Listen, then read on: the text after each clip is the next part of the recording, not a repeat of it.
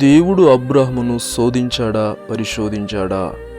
అబ్రాహాము శోధింపబడి విశ్వాసమును బట్టి ఇస్సాకును బలిగా అర్పించెను.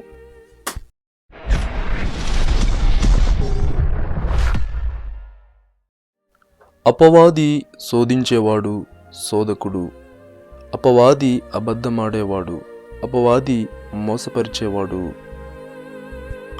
దేవుడు అబద్ధమాడ నేరడు.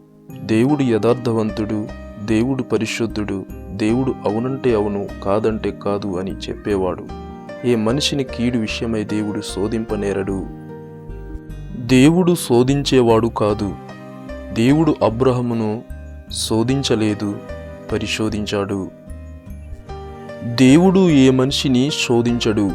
అపవాది శోధకుడు, శోధించేవాడు తప్ప దేవుడు శోధకుడు కాదు, శోధించేవాడును కాదు.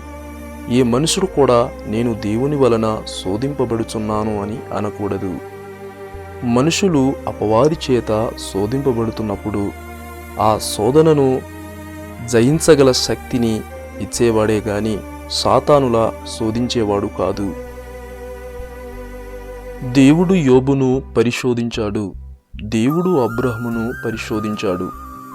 దేవుడు మనుషులను పరిశోధించేవాడే తప్ప శోధించేవాడు కాదు, శోధకుడును కాదు.